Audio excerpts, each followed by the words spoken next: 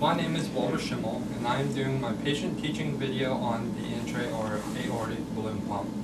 The main points I would like to cover today is why Ms. Kessler would need intra-aortic balloon pump therapy, how the intra-aortic balloon pump is inserted, what to expect after insertion of the intra-aortic balloon pump, and important things to remember and things to report to the registered nurse after insertion.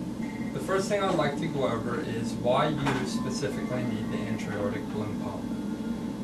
When you were admitted yesterday, it was found that you had a very large heart attack. A heart attack is caused because of blockages in the vessel of the heart itself that feeds the heart muscle blood and gives it oxygen. With this blockage, it made your heart weak, and this balloon pump's going to let the heart rest and give it more oxygen until your surgery tomorrow to fix the vessels that need bypass. The next thing I'd like to go over is how the balloon pump is inserted. You will leave the CVIC and you'll go to the cath lab. Over in the cath lab, you'll be placed on a cath lab table where a cardiologist will give you some medications to make you sleepy. After they get you sedated enough to where you're still awake, but you're not quite going to remember, or you're not going to quite have feeling down there, they're going to make a little incision in your groin, in your right groin. After they make that incision, we'll get a balloon, kind of like the one you see here. I will let you look at that. That balloon will be inserted through your right groin into your right femoral artery, which feeds the blood to your leg, and it will go up through your aorta, the big main artery that sits right off to the side of your heart. After the balloon's inserted, it will be sutured to your leg. That way it can't move too far up, or too far down, or come out. And it'll be hooked up to the machine like you see here. After all this is completed, you will come back to your room. The next thing I'd like to go over with you is what to expect when you come back to your room. When you first come back to your room, we'll insert a Foley catheter. After that, an x-ray technician will come.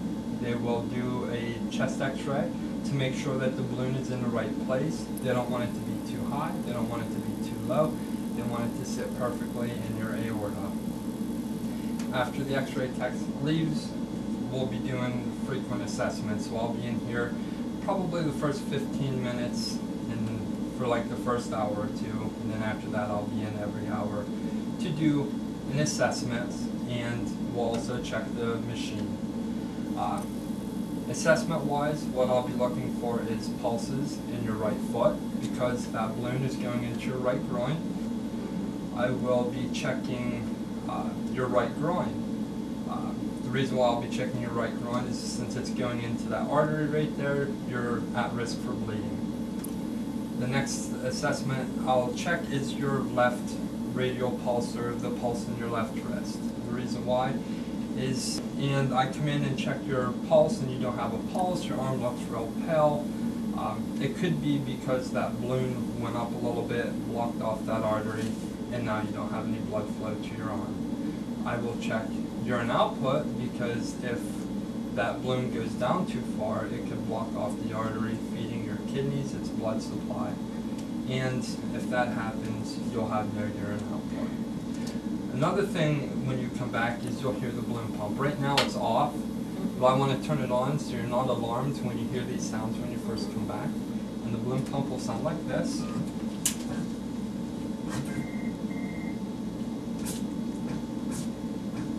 So this sound here is perfectly normal. Sometimes you'll hear different alarms, and the alarms are just letting me know that something might be going on. It's nothing for you to worry about, kind of like this one here, and it's just telling me that there was helium loss. I had the balloon kinked, so that's why. So all we do is we reset it, and then we'll turn it back on. We went over why you need it, how it was inserted, what to expect after the balloon's inserted. Now I want to go over some important tips for you to remember. You cannot stand up. You can bend a little bit at the waist, so expect to lay completely flat until the balloon's discontinued tomorrow after surgery.